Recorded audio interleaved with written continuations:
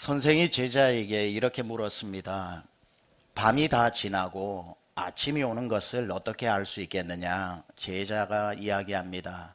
멀리 어두웠던 하늘이 밝아오면 아침이 오는 것 아니겠습니까? 선생이 고개를 저으며 아니다라고 이야기합니다. 그렇다면 저 멀리 있는 짐승이 개인지 고양인지 구분할 수 있으면 아침이 온 것 아니겠습니까? 스승은 다시 고개를 흔들면서 아니라고 이야기합니다. 그래서 묻습니다. 그럼 언제가 밤이 지나고 아침이 오는 시간입니까? 스승이 얘기합니다. 멀리 걸어오는 사람이 네 형제로 보이면 비로소 밤이 지나고 아침이 온 것이다. 사람을 그냥 사람이 아니고 짐승이 아니고 내가 아무 관계없는 사람으로 보는 것이 아니라 늘 있었던 그 사람이 드디어 내가 사랑해야 할 형제요 자매로 보이기 시작한다면 그 사람은 밤이 지나고 찬란한 아침의 인생을 살아가게 된다는 뜻입니다. 성경에 한 사람의 이야기가 소개되어져 있습니다. 이 사람은 성경에 나오는 가장 완벽에 가까울 정도의 경건의 모양을 갖춘 사람입니다. 이 사람이 얼마나 경건했는지 말투 하나, 그의 행동 하나, 입고 다니는 옷 하나, 성경에 기록되어진 것 어느 것 하나 어기는 바 없이 완벽에 가까울 정도로 경건하게 살아가고 있었던 이 사람. 그런데 그런 경건의 모습을 다 갖추고도 예수님께 칭찬이 아닌 책망을 받았던 사람이 나옵니다.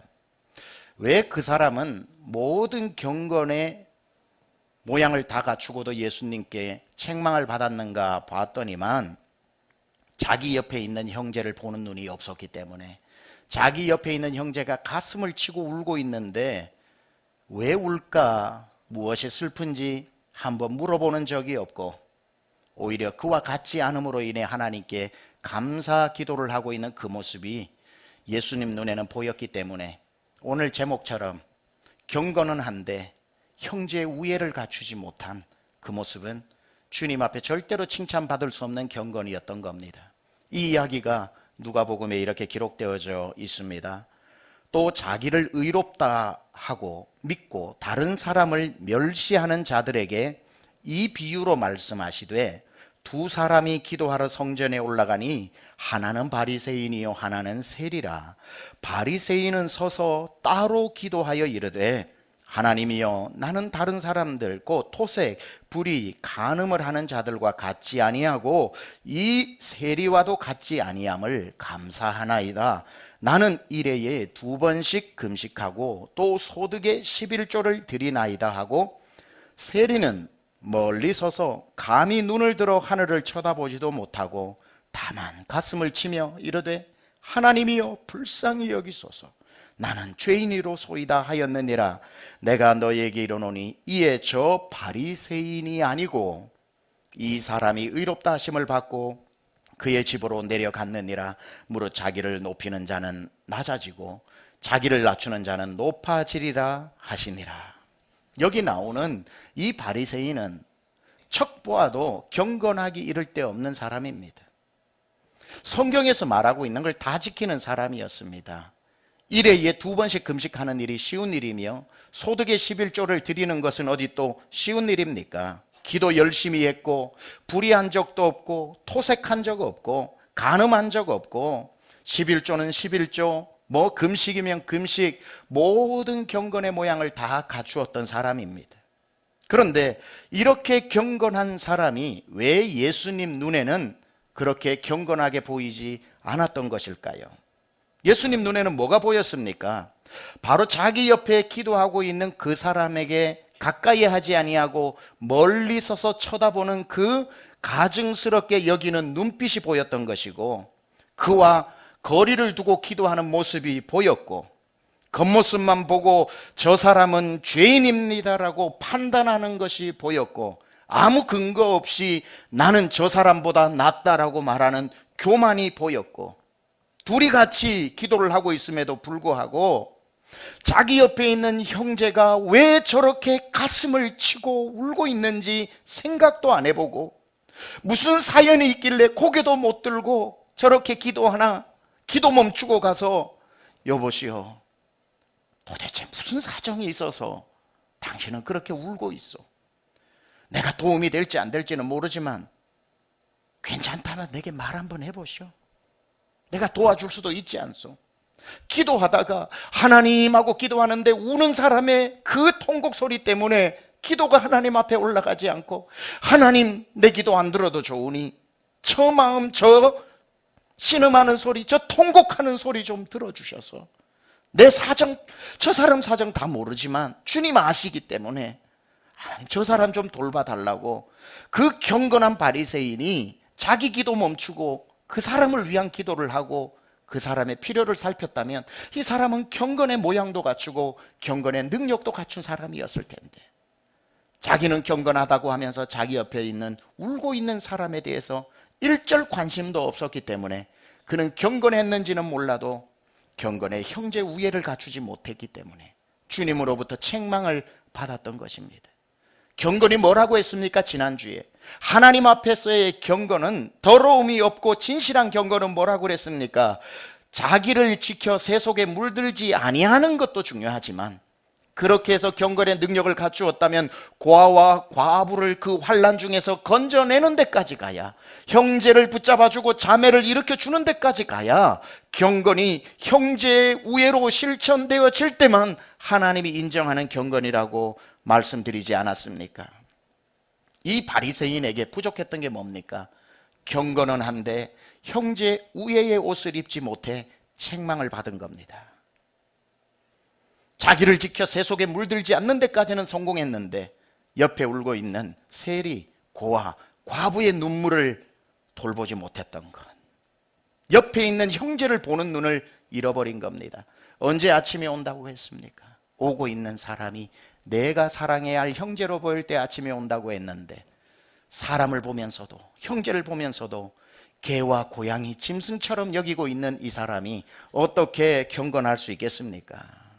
이 바리새인에게는 경건한 사람이 반드시 입어야 할 옷, 형제 사랑의 옷, 형제 우애의 옷을 입지 못해서 책망받았습니다. 아니, 옆에서 울고 있는데, 가슴을 찢고 있는데, 옷이 아니라 가슴을 찢으면서 하나님 앞에 통곡하고 있는데 어떻게 무관심할 수 있었을까요? 옆에 있는 형제가 저토록 눈물 흘리는데 궁금하지 않을까요? 무슨 아픔이 있는지 돌봐줘야 하는 마음이 없었던 것이 더 이상하지 않습니까? 오히려 세리 옆에 가까이 있었다가 저 죄인 세리를 심판하실 때 나도 심판하실까 봐 멀찌감치 거리를 두고, 하나님, 내가 저 세리 같지 않아서 감사합니다라고 자기를 구별하고 있는 그 모습이 과연 거룩이고 과연 경건이냐, 이 말입니다.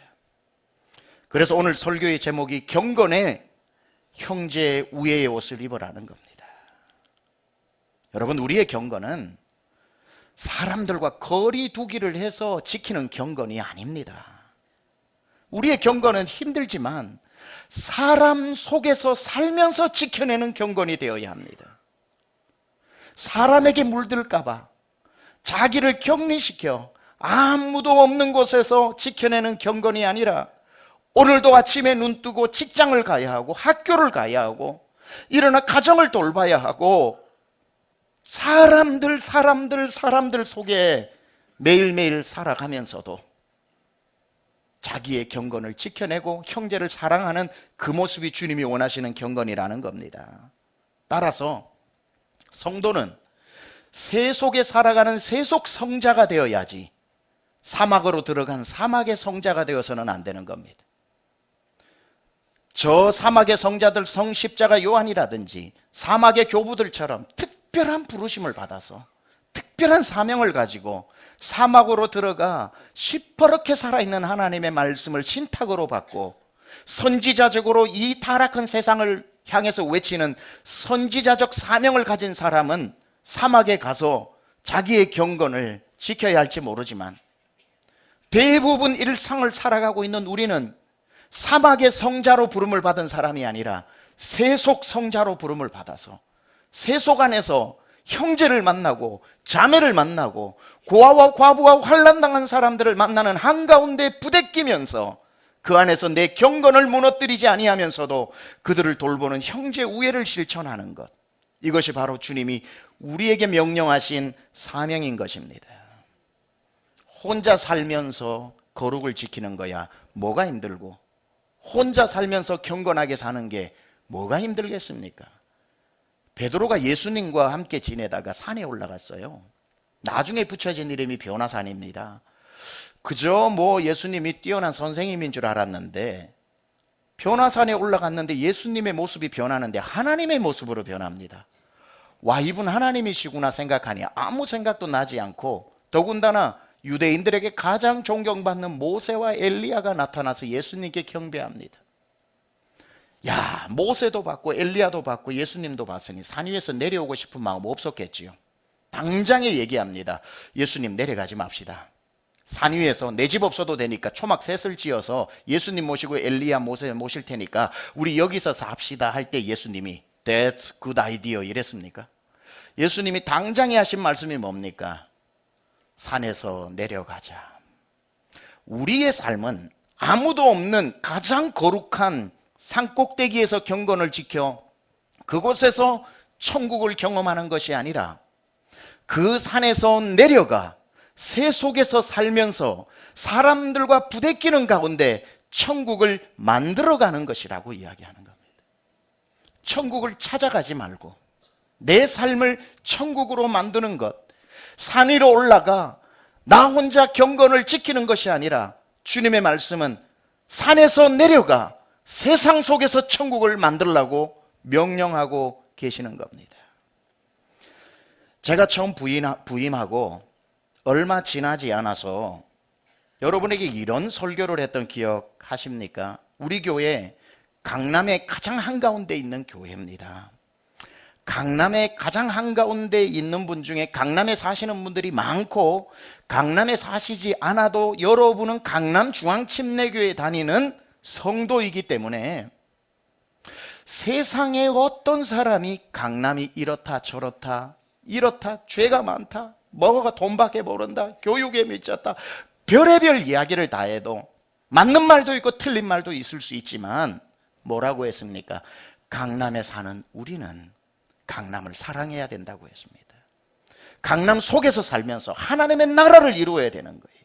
얼마 전에 제가 지난 금요일도 얘기했던, 얼마 전에 주님의 부름을 받은 팀 켈러 목사님이 맨하탄에서 리디머스 처치를 개척했을 때 그 교회가 6천 명이 모이는 그러한 교회를 이루었는데 우리 교회랑 비슷한 사이즈겠죠. 그런데 물었습니다. 그분이 쓴 센터 처치라는 책 안에서 이렇게 밝혔습니다. 수많은 사람들이 맨하탄에 와서 교회를 개척했는데 다 성공하지 못하고 문을 닫고 사라졌는데 왜 리디머스 처치는 그렇게 부흥을 하고 영향력 있는 사역을 하냐고 물어봤을 때 팀 켈러 목사님이 딱 이 말을 했습니다. 많은 사람들이 맨하탄에 와서 개척을 할 때 맨하탄을 바라볼 때 맨하탄은 썩었다, 죄인들만 모였다, 세상에서 가장 세속화되고 가장 타락한 도시라고 이야기하면서 시작을 했는데 틀린 말 아닐지라도 나 팀 켈러는 감사하게도 하나님이 내게 맨하탄을 사랑하는 마음을 주셨다는 거예요. 사랑하는 마음을 주시다 보니까 헐벗은 사람 입히고 싶고, 정죄하는 게 아니라 배고픈 사람 먹이고 싶고, 길 잃은 사람들 쉘터를 만들어주고 싶고, 사랑하니 사역이 되더라는 거예요. 우리가 세상을 떠나 산속에서 사는 것이 아니라 도시 한가운데서 사는 겁니다. 그때에 제가 또 여러분에게 드린 말씀 하나가 있습니다. 이제는 변화산처럼 우리가 산에 올라가 우리끼리 모여서 기도하며 예배하는 산이 뜨거워지는 시대는 지났고, 도시가 뜨거워져야 하고 도시 한가운데 세워진 우리 교회가 뜨거워져야 한다고.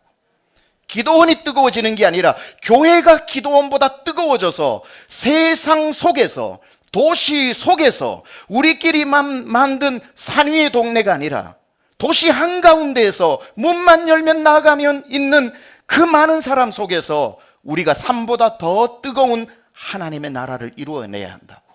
그게 우리에게 주신 경건이요, 형제 우애를 갖춘 경건한 교회의 참된 주님이 기대하는 모습이라는 거지. 도시를 떠난 게 아니라 도시 한가운데 세워진 우리 교회는 산보다 더 뜨거워질 때 강남이 변화되어지는 것이고 이 나라가 변화되어지는 겁니다. 경건은 산속에서 경건한 사람들끼리 모여 천국 생활하는 것이 아니라 도시 안에서 경건을 지키며 천국을 만들어가는 곳이 바로 교회의 사명입니다. 다시 반복합니다. 경건은 사람 없는 곳에서 나를 지켜내는 것이 아니라 사람들이 살고 있는 한가운데에서 힘들지만 형제 우애를 실천하고 사람들 속에서 뱀처럼 지혜로우면서도 비둘기처럼 순결함을 잃어버리지 않는 그 삶을 힘들어요. 그러나 살아내는 것. 그게 바로 우리의 삶의 목표가 되어야 합니다. 그런데 경건한 사람이 형제 우애에, 형제 사랑하는 마음을 가진 사람이 어느 공동체에 존재하면 그 사람 때문에 공동체가 사는데, 경건하기만 한 사람이 형제 우애를 가지지 않으면 그 사람이 있는 공동체는 자꾸 죽습니다. 그래서 경건은 형제 우애의 옷을 입어야 된다는 말입니다. 무슨 말이냐면, 경건한데 내가 형제를 사랑하는 마음이 없으면 그 사람이 교회를 다니잖아요. 뭐가 보이는 줄 아세요? 경건하지 않은 사람들이 자꾸 보이는 거예요. 너 왜 새벽에 안 나와? 금요일 저녁 뭐 한다고 안 나와? 여러분 나오시기 바랍니다. 나오는데 안 나와도 되는구나, 또 이런 분이 몇 분 계셔가지고 내 경건의 기준을 가지고 자꾸 남을 정죄하기 시작하는 거예요. 너는 금식도 안 하냐? 너 그 돈 가지고 다 뭐 하냐? 틀린 말 하나도 없는데 이분이 그렇게 경건하게 사는 게 남을 자꾸 정죄하고 남을 자꾸 심판하고 남을 자꾸 내 경건에, 그것도 객관적인 것도 아니고 주관적인 경험의 잣대로 자꾸 들이대니까 그 사람 옆에 무서워서 아무도 못 가고, 그 한 사람 때문에 교회가 잔치집이 아닌 초상집 같이 다 기죽어 살아가는 교회들이 얼마나 많은지 몰라요. 그건 경건이 무기가 된 케이스입니다. 경건이 사랑이 아니고. 그런데 경건한데 형제 우애의 마음을 받은 사람은 똑같이 부족한 게 보이죠. 기도해야 되는데 기도 못하는 사람 보이죠. 그러면 경건한데 형제 우애가 있는 사람은 야단치고 막 하는 식으로 하는 게 아니라 얼마나 삶이 힘들었으면 기도할 시간이 없겠나, 얼마나 힘들었으면 저렇게 어렵게 살겠나. 형제 사랑하는 마음이 먼저 있으면 이해가 되면서 이런 사명이 듭니다. 그래, 하나님 빨리 저 사람 빨리, 하나님 기도도 마음껏 할 수 있는 시간도 좀 주시고 물질도 마음껏 드릴 수 있는 여유도 좀 주시고 교회 나오고 싶을 때 언제든지 나올 수 있는 체력도 주시고, 하나님 지금 저 친구가 형편이 안 되는 것 같으니, 그럴 시간이 안 되는 것 같으니 저 사람 기도 못하는 거 내가 대신 좀 해주자. 내 기도를 잠시 멈추고 하나님 저 사람 좀 돌봐주세요. 하나님 저 사람 좀 붙잡아 주세요. 하나님 저 사람 손 좀 잡아주세요. 애통하고 있네요. 힘들어하고 있네요. 경건이 형제 우애의 옷을 입으면 사명이 되는 거예요. 그런 경건한 분 한 분이 있으면 그 공동체는 살아나는 거예요. 경건한 사람이 저를 위해 기도해 주는데 하나님이 안 들으시겠습니까? 경건한 사람이 저 사람 좀 돌봐달라고 그러는데 하나님이 외면하시겠어요? 따라서 경건이 홀로 경건에 멈추면 다 정죄하면서 나 혼자 최고가 되지만, 경건이 형제의 옷을 입으면 한 사람 한 사람 돌봐주고 손잡아주고 기도해주면서 도닥여주고 손잡아줘서 일으켜내어서 살아나는 축제 같은 교회가 되는 것입니다. 경건하시기를 축복합니다. 그러나 경건해서 멈추지 말고 형제 자매를 사랑하는 옷을 입어서 경건이 고아와 과부를 환난 중에서 돌보는 데까지 이어질 수 있기를 축복합니다. 진짜 경건은 형제를 돌보는 경건이 되어야지 정죄하는 경건이 되면 안 되죠. 목회자도 마찬가지예요. 목사가 완벽하다 생각하고 경건하다 생각하고 말씀대로 산다고 자기 경건을 너무 과신하면 그때부터 마음에 드는 성도 한 명도 없어요. 왜 안 나오냐? 왜 안 하냐? 지옥 가려고 그러냐? 그때부터 나는 경건한데 경건하지 못한 성도, 사랑의 마음이 없으면 뭐 하나 마음에 드는 게 없어서 그때부터 설교는 계속 때리는 설교, 계속 정죄하는 설교, 계속 무섭게 몰아붙이는 설교, 계속 지옥 설교만 하게 됩니다. 지옥 설교 하면 안 된다는 게 아니라 마음에 사랑이 없으니까 계속 정죄하면서 그렇게 하다 보면, 그런 설교 듣다 보면 교회가 다 죽어버리는 거예요. 죽어버리는 거예요. 아무리 그 목사님이 경건하다고 해도 그 경건에 성도 사랑의 옷을 입지 않으면 그건 성도를 죽일 수밖에 없는 거예요. 얼마나 힘들까. 그 마음 있으면 기도할 때 자기 기도 못하고, 하나님 저분 좀 살려주세요. 이번에 병원 갔다 왔는데 이런 진단 받았답니다. 하나님 살려주세요. 하나님 저 집이 지금 사업을 시작했는데 안 된답니다. 하나님. 성도를 사랑하고 경건의 옷을 함께 입으면 살리는 기도를 하게 되는 거죠. 어느 교회에 너무 경건한 장로님이 계시면, 참고로 우리 교회는 제가 말하려고 하는 장로님 없습니다. 예를 드는 거예요. 어느 교회에 너무 경건한 장로님이 계시면 청년들은 그 교회에 못 갑니다. 왜냐하면 그 장로님의 성경적 경건이 아니라 주관적 경건을 가지고, 너 머리가 왜 그래? 너 옷이 왜 그래? 너 걸음걸이가 왜 그래? 너 말투가 왜 그래? 목소리가 왜 그렇게 커? 그렇게 성경에도 말하지 않는 내가 살아온 그 경건의 주관적 경험을 가지고 청년들 불러놓고 야단치면 청년들은 그분을 슬금슬금 피하다가 그 교회 다 떠나고 젊은 사람 한 명도 없이 그분 혼자 남는 교회가 되는 거예요. 경건이 사랑의 옷을 입지 못해서 그래요. 경건이라고 하는 것도 다 자기 주관이거든요. 사랑의 마음이 있으면 이해 못할 게 또 없어요. 제가 존경하는 박종순 목사님 계십니다. 제가 한국 부임하고 늘 저에게 이렇게 챙겨주시는 분이에요. 격려도 해주시고, 지금 은퇴하셨죠. 교계의 어르신입니다. 한 번은 저를 부르셨어요. 식사 한번 하자고. 가서 평상시 책으로 만나고 뭐 젊었을 때의 영상으로 설교의 은혜를 받던 분이라서 불러주시니 너무 감사하더라고요. 이런저런 목사님 한 서너 분하고 같이 식사를 하는데 박정수 목사님 되게 재미있는 얘기를 하셨어요. 그 교회가 젊은이들이 많이 모였거든요. 본인이 목회할 때의 경험을 얘기해 주는데 재밌는 거 얘기해 주겠다고 그래요. 뭔데요 목사님 하니까, 내가 한참 목회를 할 때 그때 청년들 유행이 머리를 노랗게 물들이고 빨갛게 물들이고 막 그럴 때였다는 거예요. 그런데 설교하던 중에 노란 머리 하나 있으면 설교가 안 된다. 쟤는 예수 믿는 애가 저렇게 노랗게 물들이고 그냥, 또 막 그러면은 뭐 장로님 딸이고 아들이면 더 시험에 들고, 또 옆에 보면 빨간 거 머리 하나 보면은 설교가 안 되어가지고 늘 불편하고 늘 불편해가지고 다짐을 했답니다. 다음 주는 청년들의 경건에 대해서 하면서 그걸 좀 지적해야 되겠다 싶어서 준비를 하고 주중에 이제 기도를 하는데, 기도 중에 주님이 이렇게 말씀하시더래요. 야, 한 가지 물어보자 그러시더래요. 뭔데요? 네 하얀 머리 까맣게 염색하는 건 괜찮고 까만 머리 노랗게 염색하는 거 왜 안 되는데? 이러시더래요. 야, 너 토요일마다 하얀 머리 까맣게 염색하는 건 괜찮고 왜 까만 머리 노란 건 안 되는 건 왜 안 되는데 성경 어디에 있냐 그러시더래요. 이분이 그냥 너무 놀래가지고, 하나도 안 틀리고 맞는 말이잖아요. 아니 왜 흰머리는 까맣게 염색하면 되고 까만 머리는 빨갛고 노랗게 염색하면 안 되나요? 그래서 야단치려고 하다가 주일날 청년들 모아놓고 그 얘기를 하니까 청년들이 박수치고 난리가 난 거예요. 저라도 그 교회 다녔을 것 같아요. 청년이라면. 이 얘기 제가 오늘 오후 때 설교할 겁니다. 청년들 되게 좋아할 거예요.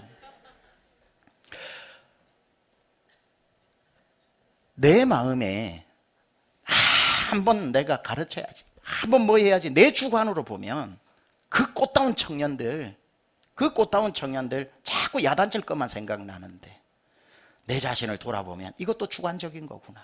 그게 무슨 경건하고 큰 문제가 있냐.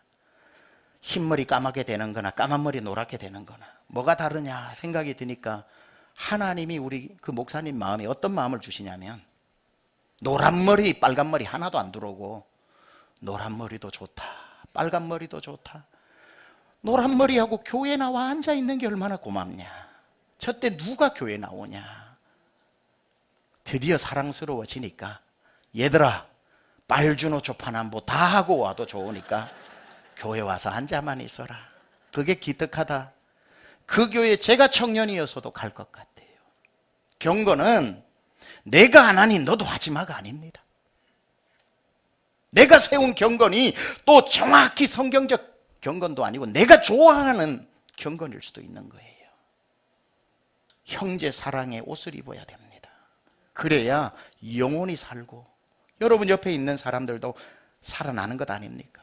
우리 예수님의 경건 한번 생각해 보세요 예수님 경건 산 위에 늘 도망가 계셔서 지키는 경건이 아니라 예수님은 인간으로서 오신 분 중에 완벽하고 무흠한 절대 경건의 분 아닙니까? 그렇죠? 비둘기보다 더 순결한 경건을 가지고 계셨지만 예수님이 어디 혼자 숨어서 지킨 경건입니까?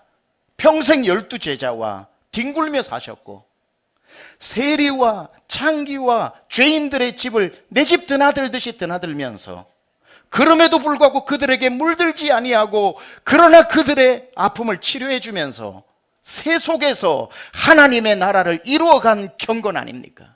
형제 사랑이 없는 경건이 무슨 경건이고 내가 만나는 사람 없이 혼자 지내는 경건인 거룩이 무슨 거룩입니까? 예수님의 별명이 오죽했으면 세리와 죄인들의 친구라고 했겠습니까? 예수님의 삶을 성경이 이렇게 기록했습니다. 예수께서 마태의 집에서 앉아 세리 마태의 집에 앉아 음식을 잡수실 때에 많은 세리와 죄인들이 와서 예수와 그의 제자들과 함께 앉았더니 바리새인들이 보고 그의 제자들에게 이르되 어찌하여 너희 선생은 세리와 죄인들과 함께 잡수시느냐 예수께서 들으시고 이르시되 건강한 자에게는 의사가 쓸데없고 병든 자에게라야 쓸데있느니라. 맞아요. 제일 신앙생활 편하게 하는 거는 아무도 안 만나고 산속에 가서 주님 오실 때까지 성경 읽고 기도하면 제일 좋겠지만 여러분의 삶이 너무 힘들다는 것 알아요. 세상 사람들 먹고 사는 대로 똑같이 먹고 살면서 만나는 사람들과 부딪히면서 예수님처럼 경건을 지키는 것 예수님 아니고야 그렇게 완벽하게 누가 지키겠습니까마는 예수님이 그래도 그렇게 살아내야 한다고 보여주시는 주님이 우리에게 보여주시는 모범 아닙니까? 주의 성품을 닮아가야 할 것 아닙니까? 힘들어도 포기하면 안 되는 것 아닙니까?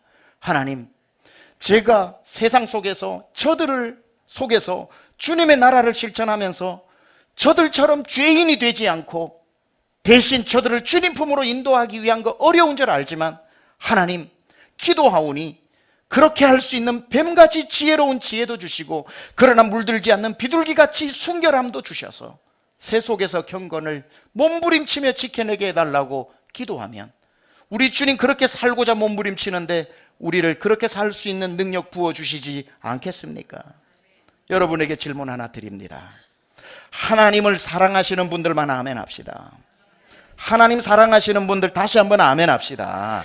하나님 사랑하시는 분들에게 제가 오늘 20절 21절의 구절을 그대로 한번 읽어드리겠습니다. 20절 21절 누구든지 하나님을 사랑하노라 하고 그 형제를 미워하면 이는 거짓말하는 자니 보는 바 그 형제를 사랑하지 아니하는 자는 보지 못하는 바 하나님을 사랑할 수 없느니라. 우리가 이 계명을 주께 받았으니 하나님을 사랑하는 자는 또한 그 형제를 사랑할지니라. 하나님을 사랑하는 방법이 어디 따로 있습니까? 하나님이 눈에 보여야 사랑하지요. 주님 뭐라고 말씀하셨습니까? 소자에게 물 한 그릇 대접한 거, 나그네를 집에 들여 채워준 거, 억울하게 옥살이 하는 사람 찾아가 그 마음의 원통함을 들어주는 것, 그것이 곧 내게 한 것이다. 형제를 사랑하는 방법 외에 하나님을 사랑하는 방법을 무엇으로 실천할 수 있겠습니까? 여러분, 경건은 형제 우애의 옷을 입어야 한다고 하는데 여러분 이런 질문 드려봅니다. 여러분 오늘 더 경건해지기 위해 예배에 왔습니다. 예배 와서 여느 때처럼 시간 맞춰 와서 지난주와 비슷한 자리에 습관처럼 앉아 뜨거운 오늘 찬양 10분 드리고 신앙 고백하고 난 뒤에 새 성전 위에 기도하고 은혜로운 대표 기도 듣고 그리고 영상 광고 그리고 설교 언제쯤 끝날지 다 알고 있고 그러고 마지막 찬송하고 축도하고 돌아가는 것 여러분들이 이제는 몸에 습관처럼 되어 있는데 그래서 오늘도 와서 찬양하면서 은혜 받으셨을 겁니다. 은혜 받으시는 중에 한 번이라도 이 중에 내 옆자리에 가슴이 아파 눈물을 흘리며 예배하는 사람이 있을까? 나는 지난주 응답받아와서 감사로 찬양하고 예배하느라 미처 생각 못했으나 살기 위해 열일을 젖혀두고 주님 앞에 와서 주님 날 살려달라고 주님 아니면 나 죽는다고 이 세리처럼 고개도 못 들고 가슴을 치며 주님 나 좀 살려달라고 혹시 여러분 바로 옆자리에 있는 사람 앞뒤에 있는 사람 혼자 바리새인처럼 하나님만 예배할 것이 아니라 내가 이렇게 예배하는 중에 하나님 같은 시간 같은 장소에서 혹시 이 중에 그런 사람이 있다면 오늘 하나님 그 사람 만나주세요. 하나님 그 사람의 기도에 응답해 주세요. 하나님 제 손 아니라 오늘은 그 사람 손만 잡아주셔도 되니 그 사람 손 좀 일어날 만큼 이렇게 달라고 경건이 혼자 찬양하고 혼자 말씀 듣고 혼자 은혜 받고 가슴 벅차서 돌아가는 게 아니라 예배하는 중에 같이 예배하는 형제의 자매의 형편을 혹시나 하여 돌아보며 하나님 오늘 이 자리에 예배하는 중에 한 사람이라도 어려운 사람이 있으면 하나님 그를 살려달라고 그렇게 예배하는 것이 형제 우애를 갖춘 경건의 예배 아니겠습니까? 누군가가 선생에게 물었습니다. 선생님, 몸의 중심은 어디입니까? 라고 물었을 때 그때 선생이 얘기합니다. 몸의 중심은 가장 아픈 곳이다. 몸의 중심은 가장 아픈 곳이다. 아무 중요하게 여기지 않았던 몸의 부위인데 아파보면 백체가 다 그것만 생각해요. 어떻게 하면은 고칠까? 왼다리가 아프면 오른다리가 희생을 해서 힘을 써주고 두 다리가 아프면 손이 다리 역할을 대신해 주면서까지 가장 아픈 부위를 지키고 보호해 주는 것. 교회의 중심은 가장 믿음 좋은 사람이 아니라 가장 지금 힘들어하는 사람, 그를 위해 우리가 존재하고 있는 겁니다. 가정의 중심은 누굽니까? 가장이 아닙니다. 가정의 중심은 가장 아픈 사람입니다. 집안에 한 명만 아파 보세요. 모든 가정이 그분을 중심으로 다시 재조정됩니다. 너는 몇 시까지 꼭 퇴근해서 돌보고 그때 나는 잠시 나갔다 들어오고 누워있으면 눈부시니까 다시 형광등도 갈아 끼워서 적당한 조도로 맞추고 햇빛 들어오면 뜨거울 수 있으니 커튼도 블라인드도 어느 정도로 맞추고 한 사람 아픈 사람을 위해 온 가족이 시간 조정, 불 밝기 조정, 너무 시끄러우면 안 되니 텔레비전 볼륨 조절까지 다 해서 그 한 사람에 맞추는 것을 우리는 가족이라고 이야기합니다. 사랑하는 여러분, 오늘도 우리 교회 안에 나 홀로 경건한 것이 아니라 형제 중에 아파하는 사람, 힘들어하는 사람 절대로 내버려 둬서는 안 됩니다. 말씀을 이렇게 마무리할까 합니다. 오늘 주님 앞에 나와 예배하며 여러분은 예배하러 오기 전보다 지금 더 경건해졌습니다. 왜냐하면 예배했고 말씀 듣고 있기 때문에 더 경건해졌습니다. 이제 여러분은 아까보다 더 경건한 사람이 되어 일상으로 돌아갈 겁니다. 그렇다면 여러분이 더 경건해져서 형제 우애의 옷을 입지 않고 집으로 가면 여러분의 경건은 여러분의 가족을 죽이는 무기가 될 겁니다. 교회 오라 그랬는데 간다 해놓고 집에 그냥 앉아있는 자식을 보면 속에 천불이 납니다. 나는 더 경건해졌기 때문에 덜 경건한 게 더 못 봐줄 꼴이 됩니다. 엄마는 너 아니면 걱정할 게 없다. 큰 거 바라냐? 그저 주일날 교회 빠지지 말라고 했는데 어이구 너는 근데 어떻게 근심 덩어리냐? 내가 아들보다 딸보다 더 못 살게 살았으면 야단 안 쳤을 텐데 내가 경건한 것 때문에 안 경건한 게 보이니까 못 참는 거예요. 경건이 무기가 된 거예요. 내가 더 경건해져서 집에 가보니 예수 믿는 것도 안 믿는 것도 아닌 남편을 보고 아내를 보니 속에 천불이 나. 아이고 내가 못 살아.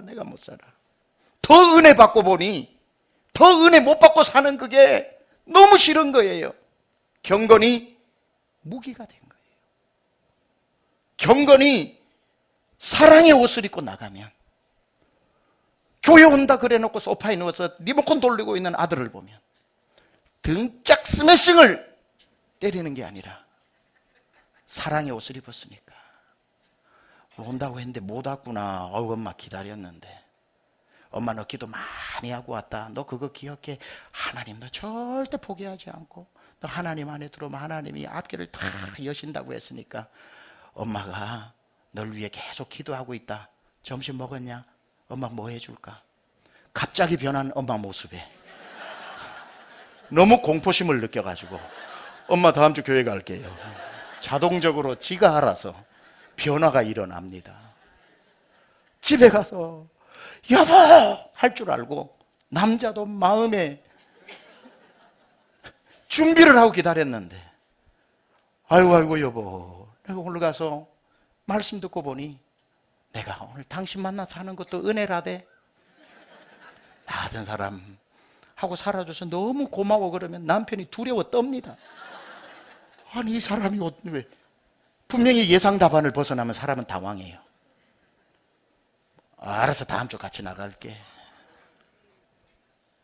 경건이 채찍이 되면 더 마음의 문을 닫지만 경건이 사랑으로 변하면 마음의 문이 열리는데 하나님이 오늘도 은혜 주시는 이유는 그 은혜로 더 포악한 사람이 되는 것이 아니라 내가 내게 감당할 은혜를 줄 테니 더 품고 더 사랑하라고 주시는 하나님이 이겨내라고 주시는 그 힘이라는 것을 알고 직장에서 캠퍼스에서 어디에 있든지 간에 여러분이 경건해서 형제 우애의 옷을 입고 나갈 수 있기를 바랍니다. 하여 바리새인이 기도하다가 기도를 더 이상 할 수 없어. 형제여 왜 웁니까? 무엇이 당신의 가슴을 찢어 놓듯이 그렇게 아프게 만들었습니까? 내게 말하시오. 내가 좀 도울 수 있으면 도우리이다. 그날 그 두 명의 기도를 받고 있던 예수님이 그때야 비로소 웃으시면서 저 바리새인의 기도는 진짜 기도였다. 그렇게 말씀하시지 않겠습니까? 기도합시다.